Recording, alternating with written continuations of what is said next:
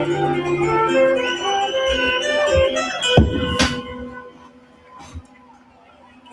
lugar é caminho, jogo e ançã. Lá tem samba até de manhã, uma giga em cada andar.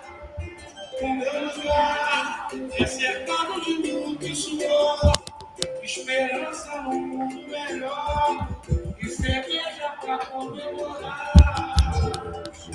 O meu lugar tem seus mitos e seres de luz. É bem perto.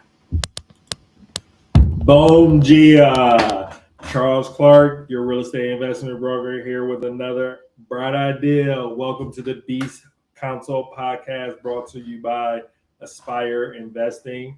I'm gonna take this off now and did my little gimmick. Welcome. I am at home in my studio, so I'm doing the podcast from here today.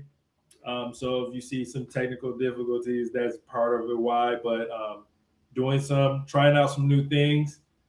So going to be back and forth from the studio and also doing the podcast from my home. So background supposed to be the new Aspire logo in the background, but my TV is acting up. So you're going to just get some distractions of what the market is, because obviously I feel like also having that in the background, just a representation of how we try to look at real estate investing differently. It's a combining your investments in stocks, looking at the holistic of how you're investing and how the global markets affect some of the things that we do locally for the interest rates we get, inflation, and all those things. So we're going to be trying that out, but before we get into that, let's get into our sponsors. First one, I always give a big shout out to Next Home My Way, real estate brokerage here in Milwaukee, southeastern Wisconsin, where I hang up my broker license.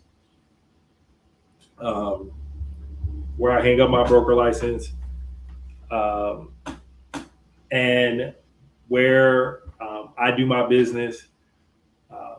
So always want to give them a big shout out. If you are a real estate broker, real estate agent that is looking for a new home where you can share or grow your brand, your business, Next Home My Way is a great place to hang your hat and build your career, build your business, and become one of the top agents in Southeastern Wisconsin. It's a great place to grow your business and grow your brand. I always want to give them the most high praise. Angel, Jose, Carlos, thank you again for giving me the opportunity to put on this podcast, even though I'm not using the studio tonight. But thank you for the opportunity to help me build my brand and everything else. Also want to bring up my team, Raise the Standard. We don't help you buy a property. We help you buy a business. It just so happens to be a property. And we go by 3 mottos. Raise the standard of living. If the deal doesn't improve our clients' lives, their family, ours, and the community, we don't want to be a part of it. Every deal must improve everyone's lives involved. 2, be better by being better. We're always trying to improve. We're always trying to improve who we are as people, as business people, as members of the community, as fathers, mothers, daughters, sons. We always want to improve on who we are today. So, and the last one is, what's your legacy? Why are you doing this? Why are you buying this investment? Why do you want to make this amount of money? Why do you want to do these things? What is the meaning behind all of this? So on those days where you might not know why you're doing it, you remind yourself, right, to push you forward. So those are the things that we want to push at Raise the Standard and on the team in every deal that we do, or we will just be dealing in transactions, and that's not what we're about. So with that being said, I want to bring in my guest, Devin, and I know I'm a murderer, but Dorzok, but I know he'll be able to correct me. Devin, welcome to the show. Hey, Charles, can you hear me all right? Yes, I can. Perfect. You got close enough. It's Dorzak. Say it again. Dorzak. Dorzak. All right. I'm going to make sure I say it in the back of my head. And That's okay. I don't expect you to know. How are you doing, man? Not too bad. Not too bad. I'm finally enjoying the not blistering heat that we've had over the last couple weeks. So it's been wonderful. It's from Wisconsin, man. You can't complain about the heat because we get winter 8 months out of the year. That's also true. No, I'm enjoying the low 80s. It's been perfect. I mean, so I know we can get into, your background. What are you currently doing? I guess, do you want to share a little bit about yourself and what you're currently doing? Yeah, happy to share. And I don't know how much you want me to get into right out the gate here, or how much you're gonna, preface as we go through here. But I guess we'll start out with the big ticket item. 12-unit apartment building. We just got under contract today, actually. Awesome! Congratulations, man. That's what it's all about, right? Definitely is. And as we get forward here, and as people start to figure out, I am the co-founder of Aspire, along here with you, Charles. So now we've been officially rebranded for, what has it been? Almost a month and a half now? Month, yep. Something like that. And this is the way we're going to kick it off. A 12-unit apartment building for ourselves, our members, our community, to really help showcase what we're actually trying to accomplish here. How many lives we're trying to change and what our ultimate mission is going to be. So that's kind of the big ticket item right now. Beyond that, running a business, finishing a college degree. I am also a broker alongside Charles, but on the commercial side. So commercial investments, anything 5 units and up for multifamily, industrial, retail, office, pretty much anything you see a business operating out of, and then some. That's my realm of specialty. Awesome. So how did this 12-unit come about? I guess we're going to get into, I guess you brought us into it, so let's just go down the Aspire system. So A for asset, you said it's a 12-unit. Where is it located? It's currently located in Davenport, Iowa. Okay. It came about as a result of, one, my brokerage and my access to real estate as an investor, but also through my network. I had a couple other deals that I was working that ended up falling through, and one of the brokers that I'm connected with out in the area has had this listing for a while now. Knows we're investors, knows what we're trying to do, and I've been talking to him about some of the other investments I've been doing in the area to get more market knowledge, more market experience. And he goes, hey, I've got this property that I can't really move. You want to take a look at it? Sure. I'm always happy to take a look and see what you've got in store for me. So he sent me over the details, and it just so happened to be a great deal for myself and the members. Older owners owned and managed it. Have had it for a long time in a trust and are just ready. Wait, you're jumping the gun. That's S. That's S. We don't want to go to S yet. So we're staying at S.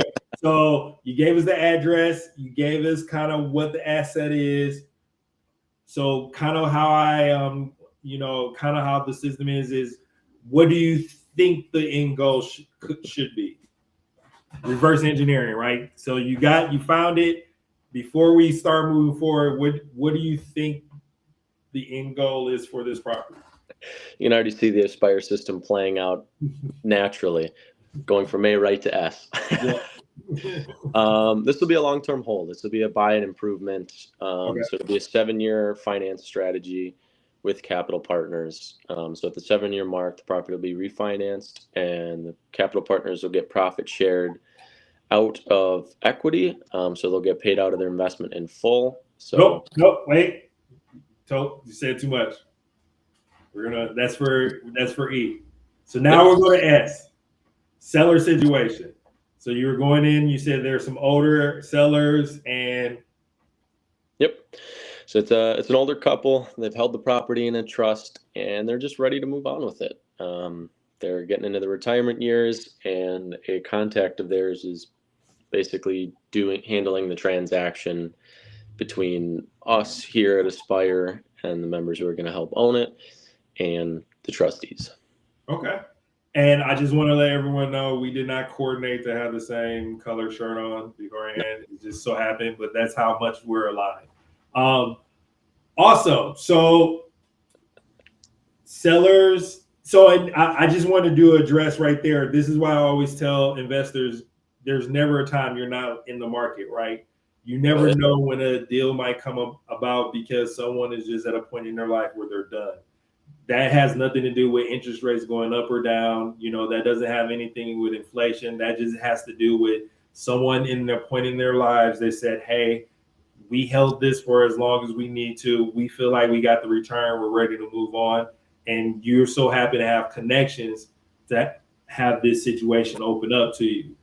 And so this is why it's important to network. This is why it's important to always be looking, is always analyzing, is always asking, because like you said, you were working with him with something else. He came back to you later and presented you with this opportunity because you told him what you were looking for. So just great, I guess, teaching moment, great opportunity to recognize that you always got to be in the market if you want to be an investor. All right. That's how you find the best deals. How you find the best deal. So you said you were able to kind of make a deal. Obviously, property was sitting there because you said the agent said they had this deal sitting there. So P is for purchase price and purchase assumption. So what are they asking for, and what do you think it should go for? Well, now that we're under contract and we've got everything squared away, we settled on $600,000 for a purchase price. So $50,000 a unit comes out to actually like $49,900. There's a little bit of transaction work, but the negotiation process was determining who's covering certain fees and costs and expenditures as a result of the deal coming through, and then what were to happen if the seller were to default or we were to default. More contractual language there. But 600,000 was a number that they were happy with. They were originally asking, I believe it was like 635 or 645. So we weren't too far below, but they weren't too far off either. The broker did a very good job giving them realistic expectations for their property. It's well maintained, but just very underperforming. Okay. And do you have your inspection period where I guess you can make more negotiations if you find anything? Yeah, that's all written into the PSA and the contract as well. So we have 60-day due diligence and financial contingency period. So first 30 days is financial contingencies. Basically from today to 30 days from now, got to get all the financing in order, get all the lending in order, make sure everything is good to go there. The 30 days following that is going to be our due diligence period, where that's where we're going to inspect the property, we're going to underwrite even further, we're going to appraise it even further. We're going to make sure that everything that we had an idea of before is still the exact same now that we get to really nitpick and dig into the property in every little detail. And so that's where we can start to negotiate. Hey, this roof has a leak. This wasn't disclosed. Either drop the price down $30,000 so we can repair the roof, or repair it yourself. Things like that can get negotiated after the fact, and that's all written into the contract on who's responsible for it based on what was disclosed. So if that had been disclosed to us previously and we accepted it regardless, then it would be on us to take care of that. But because nothing like that was, then it falls to the seller to either remediate it, make right, or make the deal whole by reducing the price. Okay. Well, that's how you put a deal together. It definitely is. And you want to make sure that everyone has a win-win, right? So, we got to make sure the asset still performs, at the price we're buying it at, but we also don't want to, cheap out on the sellers either. We want to make sure that they're getting, a fair price for their property too. So I think 100,000 was was that mark right there. Okay. So now that we have the purchase price, we have it under contract. We got to go to I, which is the investment or improvement. You said this was a BRRRR. So what are you estimating the rehab to be? So it's less of a rehab BRRRR and operational BRRRR. Okay. So the property itself has been maintained very well. It just has not been operated properly. High expense ratios, really low rents, poor management. The company or person they have in place now, this doesn't sound like they're real responsive for tenants. They don't do a good job at, developing the property as a home for people, and it's more like a job to them. So we're going to come in and we're going to improve operations for the first year. That's where we're going to start to make more of our return back in year one is, streamline operations, improve production and property management levels, improve tenant satisfaction, improve property as a whole. And then we're going to start to slowly bring it up towards market rents over the next 7 years. We don't want to rent hike anybody. We want to make sure it's still accessible to everyone and it's there. So we're going to do it as small and incrementally as possible, just to bring it up to where it should be in the market to start performing much. But we don't want to push anyone out. We don't want to put any undue burden on anyone. But we do want the property to perform a little bit better to where it should be. And it's about 50% under market right now. Okay. So I guess your BRRRR, so to speak, is more operational than necessarily the needing to force appreciate the building. You're going to force appreciate the operation by, I guess, cutting costs, slowly raising rents, and running the building in a more cost-efficient way. Yep. Yeah. While also improving tenant satisfaction. We want them to really enjoy living there and care about the place that they live in. So the more attentive we have for property management to their needs and to the building's maintenance and care, to keep it a quality place, the more likely we are to keep them and to keep them happier. Make it a good quality place for them to live in. And that overall improves the value of the property too. Long-standing tenants that are happy where they are, that are consistent and returning, renewing leases means less turnover, less cost. Overall, just more efficient operations, which is better for the tenants and better for the property too. I really like that approach to this investment, because I think most people talk about improving a property. I don't think a lot of people speak on improving the management aspect of it, and that's where the value add that you want to add to this investment is how can this quote unquote business run more efficiently, right? And that is the approach that we try to bring upon people, is that you're not buying a property, right? You're buying a business, and there are different aspects to the business. Instead of just, adding a bedroom or painting the wall and putting the cabinetry in there, is how do we functionally run this business and make sure that the customer tenant gets the best experience and they want to pay more money and want to stay there longer. I think that's a viewpoint a lot of investors talk about, and how to add value to a property using the management aspect of it and not necessarily the carpentry. Yeah, I found a lot of my primary deal targets for the last couple of years have been more operational improvement, value add type deals, where the properties themselves are generally in pretty good condition, maybe some minor repairs, minor capital expenditures to really get them up to snuff. But they're not cared for, their tenants are not cared for, their operations aren't cared for. They just kind of do whatever sounds right in the moment. And that's typically not the best solution for the tenants or the property. So we can improve it there and improve, tenant experience, living quality, and many other aspects of a deal like that.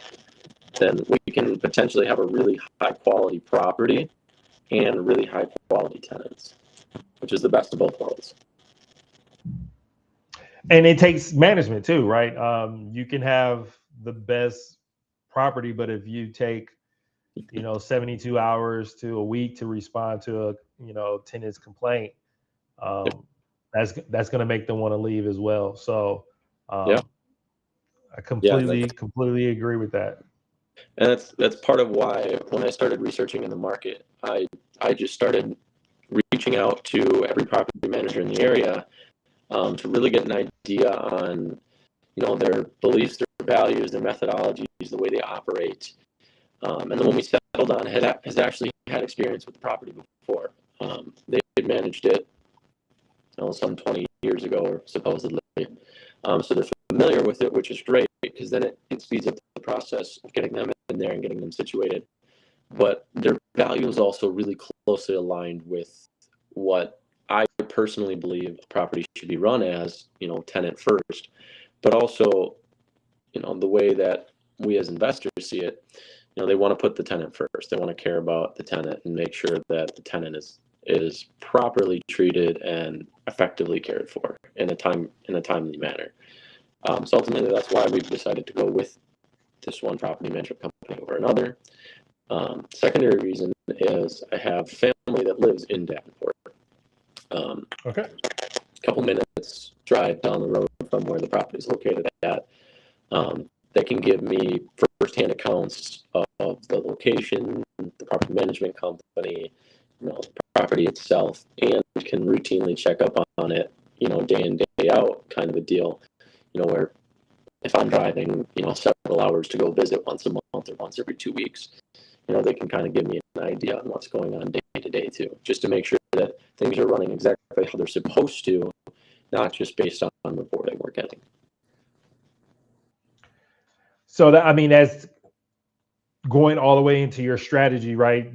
Because having boots on the ground, I guess with all this technology going on, I know me and you spoke on this before, that the aspect of having boots on the ground, having someone that can put eyes on the property is always going to be a valuable asset to have in your real estate business, because that will allow you to invest in different areas because you have someone to sometimes watch the person that's watching your investment, right? So that's you've got a full view of your investment before you've even seemed to make that options. Was that something you already was playing in your head of, hey, I have some people there, let me start researching, or was the researching of the property manager after the fact? It was kind of in tandem. So this deal came across my desk, and that's where I started. As soon as the deal came across, that's when I started doing market research for this property. And then it came to the point where, we had a conversation with my family members out there when, hey, also, sometimes they invest with me too. So I want to always pose it out as an option for them to have them, right in your backyard. Who doesn't want that? But they weren't interested in this one specifically. But they had said, we know the area, we love the area, and we actually know this company pretty well. We've dealt with them in the past. We've always had positive experiences with them.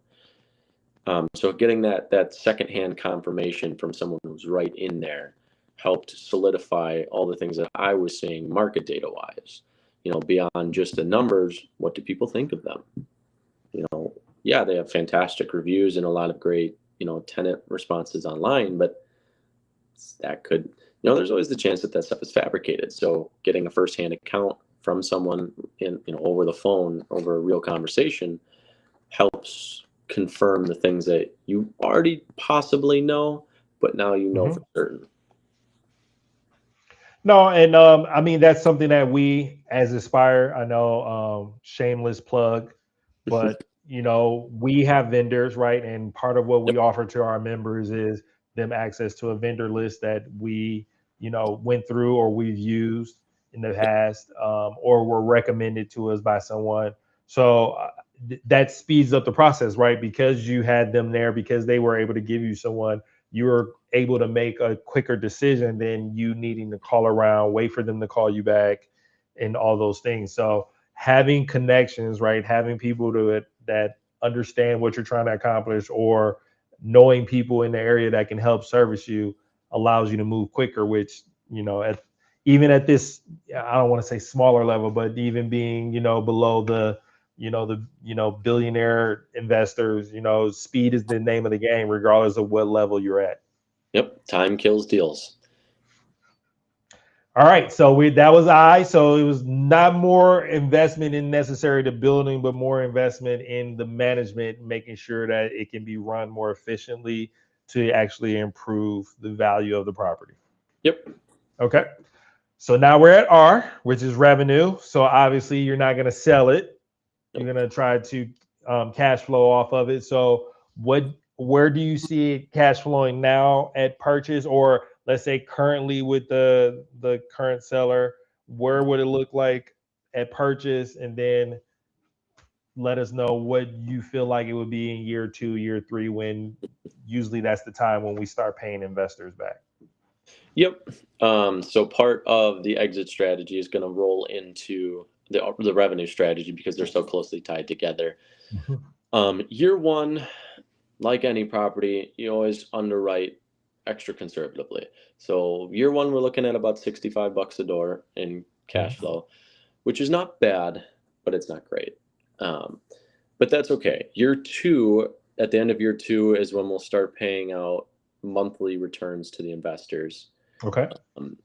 And at that point, we expect the cash flow to be closer to about $200 a door every month right now. And then that passively goes out to the investors every month, all the way through to year 7, where then they get an equity payout on. So they get their initial investment back, they get the cash flows from year 2, from years 3 through 7, and then they get the profit sharing payout on the refinance at year 7, based on their equity position. So for the minimum investment, we're estimating about a 5x return. Now, obviously, none of that is guaranteed. Everything depends on the performance of the asset. But I've been underwriting deals for coming up on 5 years here in August. So I'm confident in the property, so long as nothing completely catastrophic happens, like a tornado or a tsunami. I think we'll be just fine. So you said first year, no return. What would you say to the investor? I always make money on my deals, even in the first year. So the thing that I've explained to the investors is the reason we're not paying out until the end of year 2 is we want that cash reserve from the first 2 years to, 1, help accelerate the improvement of the property, but 2, to also minimize, as to the extreme levels possible, any risk with the property. Because we're coming into this with a fair amount of partner capital, we want to have a bit of a cash reserve for the property, should something drastic happen, like a full roof repair, or a full slew of water heaters needs to get replaced, so that it's not, or we're not skipping a beat in operations within the first 2 years. Beyond that, then it's just a continual addition on throughout the rest of the years. That cash payout is after all the expenses are paid, after the debt service is paid, plus a 10% reserve for the property. This is more for the safety of the investors and their investment, to ensure that no matter what happens, there's a ton of liquid cash available to supplement the property should the catastrophic happen. Then if on the off chance something does come up, then we don't skip a beat in operations. We have the cash reserves, we deploy it for those exact reasons. Tenants get cared for immediately, property gets cared for immediately, investors don't lose a dime on their investment, and they feel safe and secure in the investment they're making.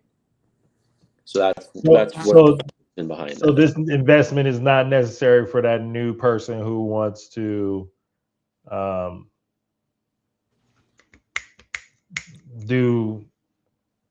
this is the only investment they have, since they got to wait 2 years. This is more probably for your seasoned veteran? No, I don't. It suits a seasoned investor a little bit more because they have more cash flow coming in from other sources, but by no means is it exclusive to senior investors. One of the investors in the deal, it's his first investment. Right. And he understands that there's no monthly payouts for the first 2 years because of XYZ reason that we just explained. But me and him have been having a close relationship for the last several years, and he has been on the educational warpath with me in deals and investments. So he understands that the back end payout is much more valuable than the couple extra thousand you might make in the first 2 years on small cash flows. If we can accelerate that and grow those cash flows even more for the investors, then you're actually getting more on the back in those last 4 to 4.5 years. You're actually going to get more than you would if we just paid out day one, because we have more to work with in the first 2 years. Means we can improve the property faster, accelerate the cash flows faster, and actually pay out more in those last 4 years than we would have if we just paid out right away. So the return is actually a little bit bigger, even though it's nice to get that monthly check. You're actually going to get a bigger one when the cash flows start. It's about $2,000 more estimated over the 7-year period to do it the way we are than if we just paid out every month from day one. Delayed gratification. Yep. And then not to mention the massive profit share on the back end. Okay. That's R. So we're at E. So that's part of the exit strategy. So you said refinance at 7 years. Is that when you're deciding to hold it as an individual investor, or obviously with your company, or is this a point where you're going to decide to sell it? How would you look at this exit strategy? Yep. So this will be a refinance and hold. So at the 7-year mark, we're expecting property value to more. We're expecting to appreciate the property value more than double. So at that point, then we would refinance out to 80% LTV. We would pay back the initial investment of all the investors, the $180,000 that's going in, and then whatever's remaining gets split out among the 5 capital partners based on their equity position. At that point, then we'd basically be buying back full equity ownership. It'd be owned 100% by my company. And then the investors have a very large nest egg that I always like to put a little joke in at the end of my pitch decks, where we're always accepting more investors for more deals. Okay. You made a great return here on this deal. I can guarantee you we'll have plenty more in the pipeline in 7 years. If you want, you can refund it, recycle that right back into us, into the next deal and into a bigger deal, and potentially make more. We don't hold anybody hostage. If you want to walk away with after your 7 years, you're happy with what you made, and that's all you want to do, fantastic. We're happy we could help improve your financial position and improve your life the way we did. We're always sad to see people go. We want to help improve more people's lives as much as we can, but obviously everybody has to make their own choices and their own decisions. And so that's what the exit's going to look like. So I would expect by year 7, the property to be valued between 1.3 to 1.5. So 80% LTV is about $1 million, give or take. Minus 180,000. You're looking at 820 split out among the 5 people. So that, with their cash flows in years 3 through 7, and then their initial return, their initial investment back, they're looking at between a 5 and a 6x on their money, which is cool. Okay. So with that being the whole project in itself, when you said you guys just got under contract, when are you looking to close? And I'm assuming you're still looking for individuals to partake. Yes, great question, actually. So we have 2 verbal commitments. Capital partnership contracts are being drafted up. I will be visiting with my real estate attorney here on Monday to get those drafted up and finalized for the capital partners. So we have 2 slots verbally filled, 3 more open and available. to anyone who might be interested in getting involved. We expect to close early September. Okay. So our close deadline, I believe, is September 18th, September 18th. So that's the last day we would close. But obviously, if we can get everything done sooner, we're going to try and get it done sooner. You know, the faster we can close the property, the faster it starts performing. Well, it sounds like you got your first big project you're working on right now for the Aspire Group, and Yep. Obviously, with new changes happening, this came at a perfect time. Definitely. So I guess I'm gonna kind of go back over A through E, and just kind of asking you. So, like, ultimately, are these the type of deals you're looking for? Are these the type of assets that you want to do deals with? This and bigger. So a deal that I had worked on before we came together to really build Aspire was 96 units, so significantly larger. It ended up falling through. Sellers got cold feet, didn't want to actually walk away from the deal. It's their only property. It's their one big one. They built it since they were young in the 70s. It's their baby. And that was okay. You know, no hard feelings. That's real estate, that's investment, and that's business. The next deal will come through either way, just like it has now. Okay. Seller situation. Instead of seller situation, what kind of portfolio do you want to have? My next target is 1,000 units under management. Okay. So I expect that to be split up between residential, multifamily, self-storage, and probably some retail mixed into there at some point. But I'm primarily focused on the residential multifamily right now. And then in about 3 to 4 years, I'll start heavily getting into the self-storage space. P, purchase. What I guess where you want and what do you go up to? I personally don't do really anything under 5 units. Okay. Residential. For self-storage, I probably wouldn't do anything under 60. Okay. I might, if the deal is really, really attractive, super hard to ignore, I'd maybe go down to like 30 or 40 on self-storage, but I typically don't want anything that small. Okay. Maximum size, I don't really have a maximum size, but at the moment I'm limited to about 100, 110 residential units, just with my current network and the connections I have access to. Doing anything beyond the scale of 10 to 12 million probably wouldn't be feasible for my network at the moment. Okay. Now, I'd love to do 200, 300, 400 unit buildings. Those are always interesting to see. But it's going to be a ways to go yet before we start doing those. Self-storage, I probably wouldn't go above 500 right now. Okay. So instead of improvement, but we're going to go with investment, how much do you want your portfolio to be investing on a year-to-year basis I guess at your peak? Well, I don't plan on ever slowing down. Okay. But I do have a reinvestment mindset. Okay. So I'm not super materialistic, as you can see. So okay, then let's narrow it down. Let's do what's the next in a year, and then what do you want to do in 3 years? Let's just do it that way. Within a year, I'd like the portfolio to increase by 35 units, give or take.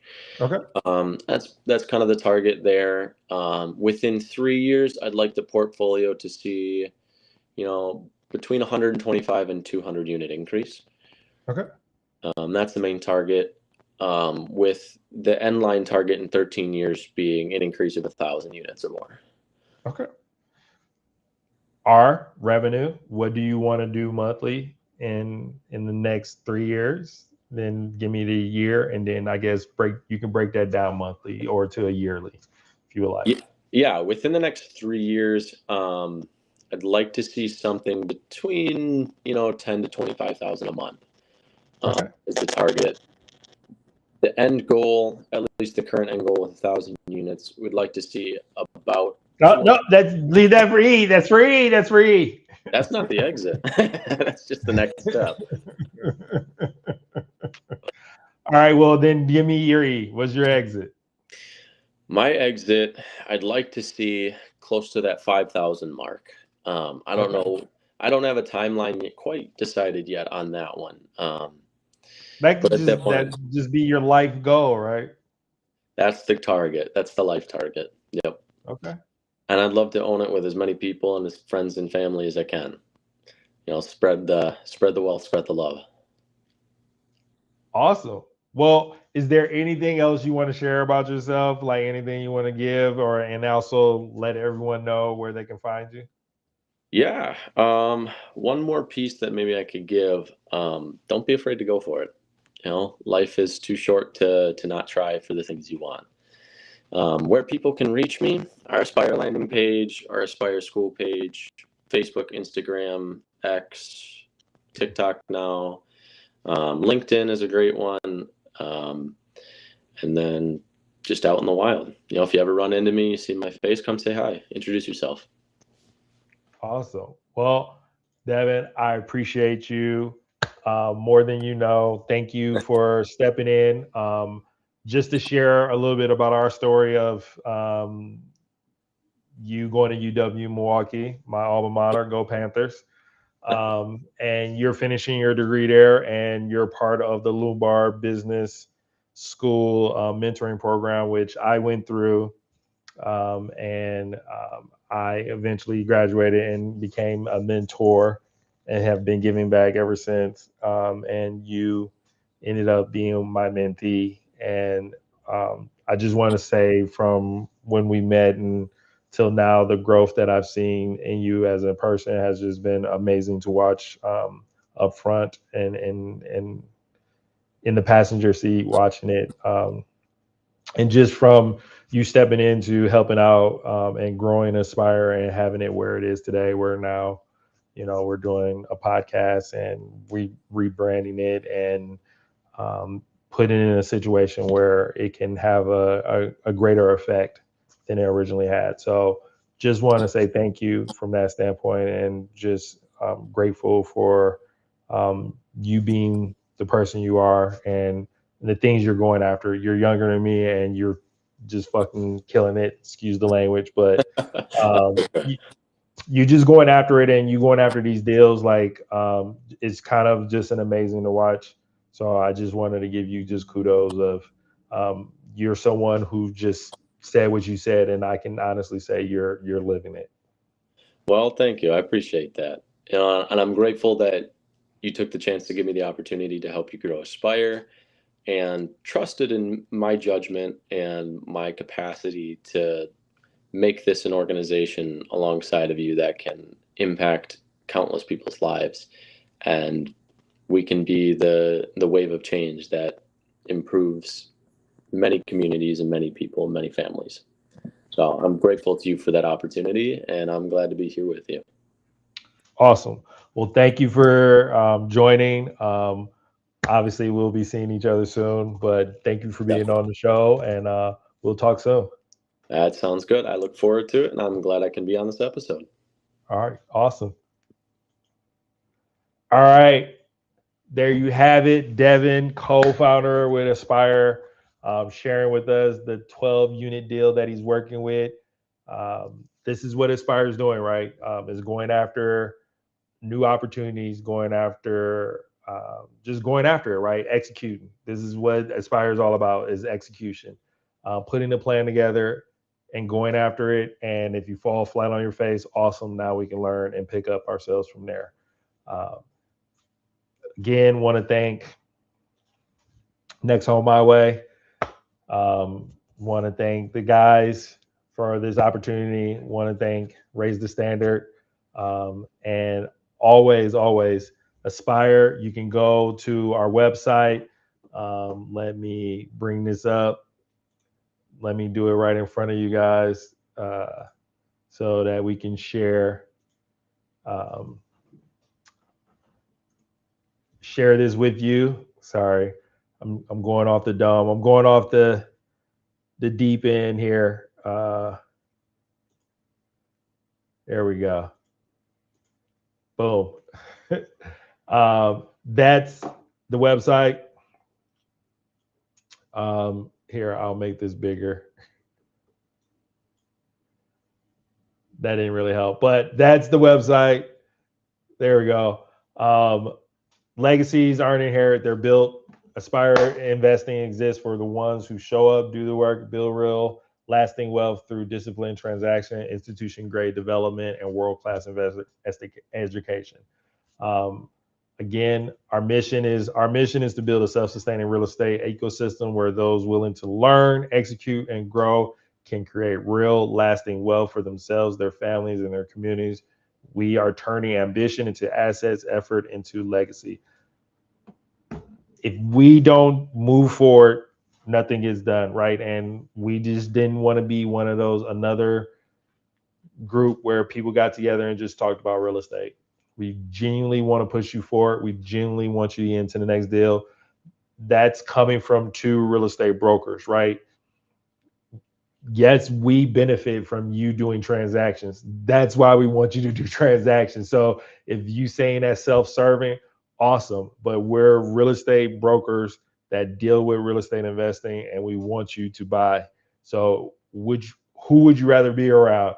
People who want you to buy or people who just want to talk about real estate? And we're building this off of 4 engines. And obviously, like I said, number 1 is brokerage. We're both real estate brokers. We recognize the gap in the market, and we realize what real estate investors were missing when they were dealing with transactions. It all starts at the purchase.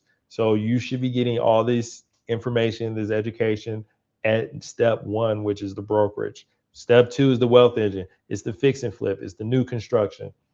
It is the opportunities of improving the value of the property, right? Improving the value of the property through actually improving the property or improving the management of the property, right? Those are all ways that you can build wealth, is by running things more efficiently, more effectively. Then education. You always got to improve. You always got to improve yourself. You always got to educate. This is, I don't know. Nope, you're not going to show it because it's more than the page. Here's the school. Want to show this? That's too many things on here. We're going to hide that one. So this is our school. This is where you can get all your education. We post here daily, videos. You get the classroom. Our 90-day program coming up soon, September 2nd. Reach out, DM September. We are taking applications. We're selecting a few to get into the program. First property or your next in 90 days. Again, this is about execution. This is about us showing you how to go from getting pre-approved to finding capital, to finding a deal, to running the numbers, to getting the team, to closing, to doing what Devin talked about, which is improving the property or improving the management, right? Those are things that we talk about, and that's what we're bringing to the table. So there's other educations because we got levels to this.